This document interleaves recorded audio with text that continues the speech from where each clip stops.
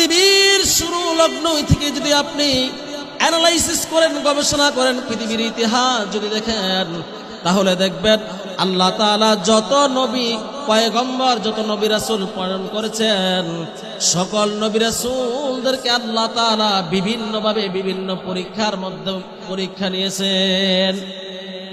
মুমিনের পরীক্ষা আসবে, মুমিনের অভাব আসবে, এটাই তো মুমিনের একটা সিফাত, এটাই তো ঈমানি পরীক্ষার একটা হালত। আপনি নামাজ পড়বেন, আপনার উপরে মুসিবত আসবে না, আপনি দ্বীনের উপর অটল থাকবেন, আপনার ঈমানি পরীক্ষা হবে না, এটা হতে পারে না। কারণ ৬ লক্ষ নবী রাসূলের মধ্যে সবচেয়ে বেশি পরীক্ষা কার উপর আসছিলেন? আমার আপনার নবী মুহাম্মদুর রাসূলুল্লাহ সাল্লাল্লাহু আলাইহি ওয়াসাল্লামের উপরে সবচেয়ে বেশি পরীক্ষা আসছেন কি আসেন নাই?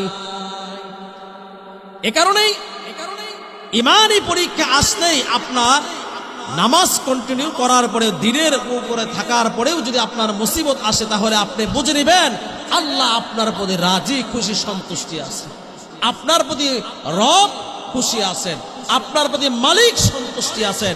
এ কারণেই রব আপনার প্রতি ঈমানি পরীক্ষা নিতেছেন। যেরকম ভাবে কাল হাসরের মাঠে যখন আল্লাহ তাআলা বিচার দিবস, বিচার কায়েম করবেন, বিচার দিবস, বিচারের কার্যক্রম শুরু করে দিবেন, তখন আল্লাহর সাথে একজন বসা থাকবেন। আল্লাহ তাআলা প্রশ্ন করবেন, আমার সাথে যে ব্যক্তি বসা তোমরা তাকে চিনো কিনা? কিছু কিছু লোক বলবে, আল্লাহ আমরা তো চিনি না, ইনিকে। আল্লাহ তাআলা তখন ডাক দিয়ে বলবেন, এই দুনিয়ার মধ্যে, পৃথিবীর মধ্যে ইনি হলেন আমার পয়গম্বর, আমার নবী হযরত আইয়ুব আলাইহিস সালাম, যিনি ইয়া আইয়ুহাল্লাযীনা আমানুস্তাঈনু বিস-সাবরি ওয়াস-সালাহ ইন্নাল্লাহা মা'আস-সাবিরিন। ইনি হচ্ছেন সেই পয়গম্বর, আমার নবী আইয়ুব আলাইহিস সালাম, যিনি নামাজ বাস্তবায়ন করেছেন, সালাত কায়েম করেছেন, পাশাপাশি এর পর যে ইন্নাল্লাহা মা'আস-সাবিরিন, ধৈর্যের যে সিফাত, ধৈর্যের যে গুণ, সেটা ওনার মধ্যে ছিল। আমি আল্লাহ আমার এই পয়গম্বর আইয়ুব নবীর থেকে একদিন নয়, 2 দিন নয়, 1 মাস নয়, 6 মাস নয়, 1 বছর নয়, 2 বছর নয়, 3 বছর নয়, 5 বছর নয়, 10 বছর নয়, 11 বছর নয়, 12 বছর নয়, দীর্ঘ 18 বছর পর্যন্ত আমি আমার এই নবী পয়গম্বর হযরত আইয়ুব আলাইহিস সালাম থেকে 18 বছর পর্যন্ত ধৈর্যের পরীক্ষা নিয়েছি।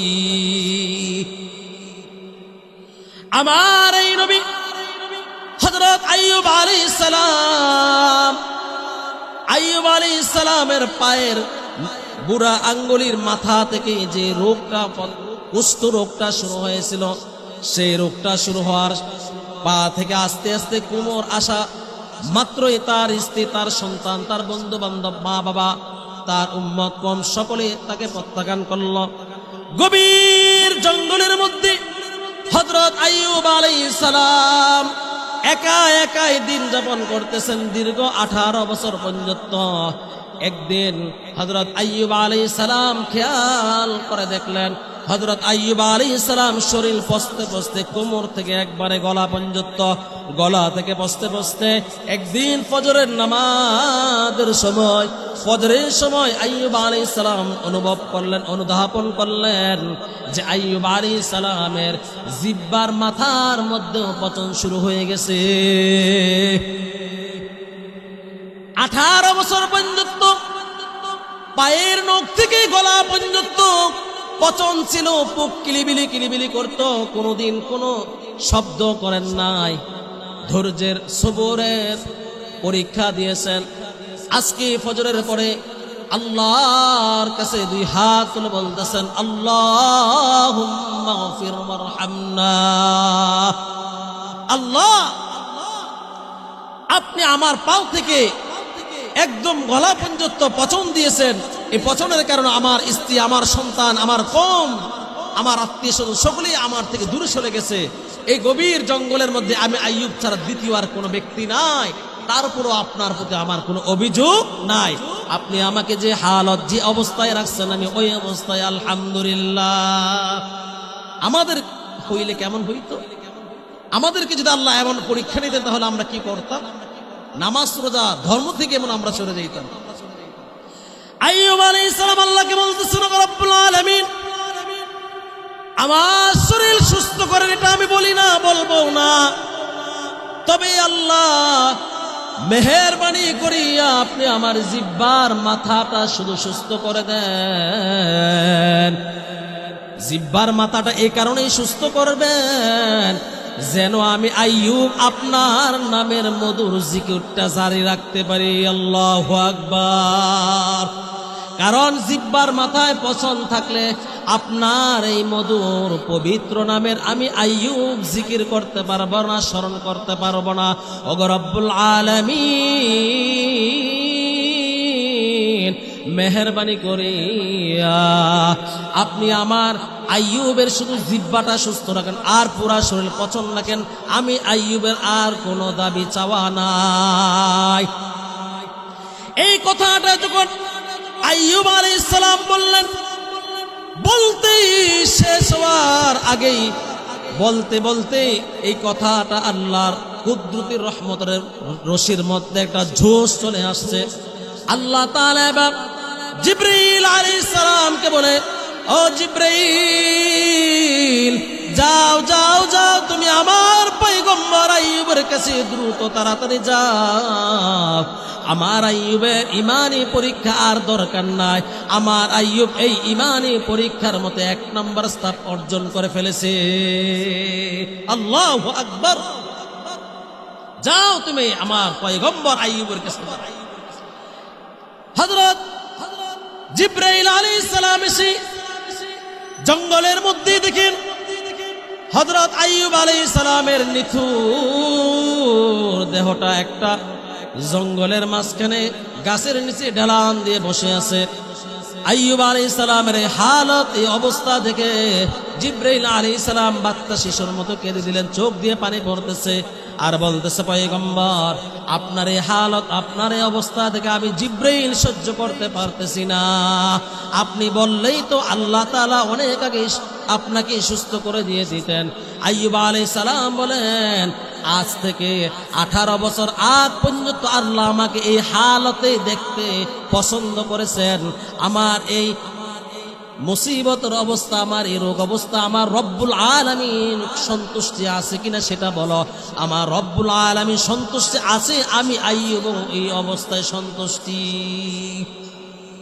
ওই যে প্রথমে বললেন, দিনের উপরে থাকার কারণে, নামাজ রোজা পড়ার কারণে, নামাজ পড়ার কারণে, মসজিদ মাদ্রাসার সাথে সম্পর্ক স্থাপন করার কারণে, দ্বীন অর্জন করার জন্য, ইলম শিখার কারণে হাদিয়া চাকরির বেতন কম হইতে পারে, অভাব অনটন আসতে পারে, ঘর টিনের হইতে পারে, কিন্তু সিনার মধ্যে কোরআন থাকার কারণে, সিনার মধ্যে রাসূল আরবি মুহাম্মদুর রাসূলুল্লাহ সাল্লাল্লাহু আলাইহি ওয়াসাল্লামের হাদিস থাকার কারণে আপনার মর্যাদা আল্লাহর কাছে কোটি কোটি গুণ বেশি দুনিয়ার চাইতে। দুনিয়ার মধ্যে আপনার মর্যাদা যদি দুনিয়ার মানুষ না দিতে পারে, সেটা হলো মানুষের ব্যর্থতা। কারণ আমরা দেখি দুনিয়ার মধ্যে কোরআন শরীফের মধ্যে যে কাপড়টা গিলাপটা লেগে যায়, সেই গিলাপটা কিন্তু সকলেই সম্মান করতে বাধ্য হয়ে যায়। যেই কাঠের মধ্যে কোরআনটা উঠে যায়, ওই কাঠটাকে সম্মান করতে, তাজিম করতে কিন্তু মানুষ বাধ্য হয়ে যায়।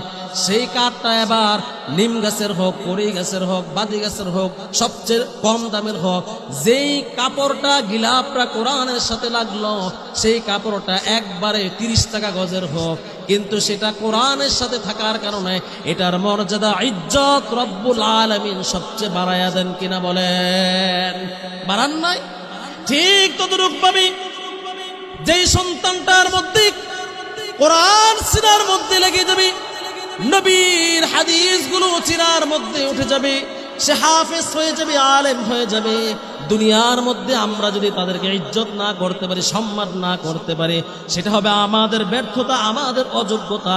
কিন্তু রব্বুল আলামিন তাদের জন্য সম্মান, ইজ্জত নির্দিষ্ট করে রেখেছেন কিনা বলেন? নির্দিষ্ট আছে সেটা। এবার আইয়ুব আলাইহিস সালামকে জিবরাইল আমিন বলতেছেন, আপনার এই হালত দেখে আমি জিবরাইল আর সহ্য করতে পারতেছি না। আল্লাহ তাআলা বলেছেন আপনাকে দাঁড়ানোর জন্য। এবার জিবরাইল আলাইহিস সালাম আইয়ুব আলাইহিস সালামকে দাঁড় করালেন। দাঁড় করে বললেন, আইয়ুব আলাইহিস সালাম, আপনি আপনার পায়ের আঙ্গুলের মাথা দিয়ে উরকুদু বিরজিলিক হাযা মুগতাসালুম বারিদিন ওয়া শারাব। আপনি আপনার আঙ্গুলের মাথা দিয়ে জমিনের মধ্যে আঘাত করেন। উরকুদু বিরজিলিক, আইয়ুব আলাইহিস সালাম এই জমিনের মধ্যে ওনার পায়ের যে আঙ্গুলের থেকেই পচনটা, কুষ্ঠ রোগটা শুরু হয়েছিল, সেই আঙ্গুলের মাথা দিয়ে জমিনের মধ্যে যখন আঘাত করলেন, উরকুদু বিরজিলিক হাযা মুগতাসালুম বারিদিন ওয়া শারাব, সঙ্গে সঙ্গে ওই জমিন থেকে আল্লাহর কুদরতি বাড়া, আল্লাহর কুদরতি ভাবে পানি প্রবাহিত বাহির হইতে লাগলো। আল্লাহু আকবার। সঙ্গে সঙ্গে জমিনের সাথে পায়ের নখ দিয়ে আঘাত দেওয়ার সাথে সাথে পানি বাহির হতে লাগলো। এবার আল্লাহ তাআলা বলেন, ও জিবরাইল, আমার পয়গম্বর আমার নবী আইয়ুবকে বলো তিনি যেন এই পানি দিয়ে গোসল করে। হাদা মুগতাসালুম বারিদিন ওয়া শারাব, এই পানি দিয়ে যেন সে গোসল করে। আইয়ুব আলাইহিস সালাম ওই পানি দিয়ে গোসল করলেন। সঙ্গে সঙ্গে আল্লাহ তাআলা আইয়ুব আলাইহিস সালামকে আবার আগের মতো পরিপূর্ণ সুস্থ করে দিলেন। বলেন আল্লাহু আকবার। তাহলে ধৈর্যর, সবুরের সিফাত যদি আমরা অর্জন করতে পারি, আল্লাহ তাআলা দুনিয়ার মধ্যে এর প্রমাণ, এর জাযা খায়ের আল্লাহ তাআলা দেখায়া দেন কি দেন না? যেমন ভাবে একটি মা, তিনি ধৈর্য ধারণ করেন 10 মাস 10 দিন। একজন মা 9 মাস পর্যন্ত ধৈর্য ধারণ করেন। অর্থাৎ ধৈর্যের বাস্তবায়ন ঘটান। একজন মা যদি বলে 1 মাস থেকে শুরু করে আজকে 6 মাস পর্যন্ত আমি ধৈর্য ধরছি, আর ধরবো না, সন্তান কেন বাইর হয় না, এটা কি আপনি যুক্তিকভাবে বলেন সে কি কোনোদিন মা হতে পারবে? সে যদি বলে না না না, 1 মাস 2 মাস 3 মাস 4 মাস 5 মাস 6 মাস 7 মাস হয়ে গেছে, আমার আর ধৈর্য নাই, আমি আর ধৈর্য ধারণ করতে পারবো না, আমি আর সবর করতে পারবো না, আমি আর 1 মিনিটও সহ্য করতে পারবো না, তাহলে আপনারাই বলেন ওই মহিলা কোনোদিনও মা হতে পারবে কিনা? কোনোদিনও মা হওয়া সম্ভব? কারণ ধৈর্য ধারণ করতে হবে নির্দিষ্ট সময় পর্যন্ত। ঠিক তদ্রুপ ভাবে ইয়া আইয়ুহাল্লাযীনা আমানুস্তাঈনু বিস-সাবরি ওয়াস-সালাহ ইন্নাল্লাহা মা'আস-সাবিরিন। মৃত্যু পর্যন্ত সালাত চালিয়ে যেতে হবে। মৃত্যু পর্যন্ত আপনাকে ধৈর্যের গুণ, ধৈর্যের সাথে সবরের সাথে থাকতে হবে। যদি আমরা মৃত্যু পর্যন্ত নামাজের সাথে এবং ধৈর্যের সাথে সবরের সাথে যদি আমরা না থাকতে পারি, যেভাবে একজন মহিলা যদি নির্দিষ্ট সময় 10 মাস 10 দিন, নির্দিষ্ট সময় 10 মাস, নির্দিষ্ট সময় 9 মাস যদি সেই ধৈর্য ধারণ করতে না পারে, সবর না করতে পারে, সবরের সিফাত যদি অর্জন না করতে পারে, ধৈর্যের সিফাত যদি অর্জন না করতে পারে, ওই মহিলা যেমন কিয়ামত পর্যন্ত মা হওয়া সম্ভব না। ও 11 গ্রামের মুসলমান, আপনারাও যদি মৃত্যু পর্যন্ত যদি নামাজ না চালায় যাইতে পারেন, ধৈর্যের সিফাত, ধৈর্যের গুণ যদি ধৈর্যের সাথে যদি না থাকতে পারেন, আপনারাও কোনোদিনে মুমিন মুত্তাকিন ফরজগার হতে পারবেন না। তাহলে আমরা এখান থেকে কি শিখলাম? এখান থেকে আমাদের কি অর্জন করা আছে, কি শিকার আছে, কি নেওয়ার আছে। স্পষ্ট হলো নির্দিষ্ট সময় পর্যন্ত আমরা যদি এর সাথে সম্পৃক্ত না রাখতে পারি তাহলে আমরা কোনোদিনও সফল কাম হতে পারবো না। সফল হতে হলে নির্দিষ্ট সময় পর্যন্ত আমাকে আপনাকে ধৈর্য সবরের সাথে থাকতেই হবে। এরপরেই দেখেন, যখন এই মানুষ কোনো কিছু না পায় সকলেই বিভিন্ন ভাবে আল্লাহকে দোষারোপ শুরু করে দেয় যে আল্লাহ আমাকে দেখে আর কাউকে দেখে না। না না না, আপনি যদি দিনের উপরে, হকের উপরে, যদি তাওহীদের উপরে, যদি রিসালাতের উপরে, যদি ঈমানের উপরে যদি আপনি সঠিক পথে যদি আপনি থাকেন, অবশ্যই আপনার প্রতি ঈমানি পরীক্ষা আসবেন। এবার আপনাকে আমি প্রশ্ন করি, হযরত মুহাম্মদুর রাসূলুল্লাহ সাল্লাল্লাহু আলাইহি ওয়াসাল্লামকে আল্লাহ তাআলা কম পরীক্ষা দিয়েছেন না বেশি পরীক্ষা দিয়েছেন? তা আল্লাহর কাছে সবচেয়ে প্রিয় নবী মুহাম্মদুর রাসূলুল্লাহ কেন হয়েছে? সবচেয়ে বেশি ধৈর্যের এবং সবুরের সিফাত দেওয়ার কারণে, পরিচয় দেওয়ার কারণে। এ কারণেই আমাদের এখান থেকে শিক্ষা হলো, এখান থেকে আমাদের অর্জন করা হলো, মেসেজটা হলো ইনশাআল্লাহ যেই অবস্থায় আমার মুসিবত আসুক, যেই অবস্থায় আমার বিপদ আসুক না কেন, আমরা আইয়ুব আলাইহিস সালামের ইতিহাস থেকে শিক্ষা নিব। ইনশাআল্লাহ আমরা এই জবান দিয়ে বলবো, আল্লাহ যে হালতে, যে অবস্থায় আমাদেরকে রাখছেন, আমরা সেই অবস্থায় আল্লাহর প্রতি শুকরিয়া, আলহামদুলিল্লাহ। আল্লাহ তাআলা আমাদেরকে কথাগুলো বোঝার এবং মানার, আমল করার তৌফিক দান করেন। ওয়া আখির দানা আলহামদুলিল্লাহি রাব্বিল আলামিন। আসসালামু আলাইকুম ওয়া রাহমাতুল্লাহি তাআলা ওয়া বারাকাতুহু।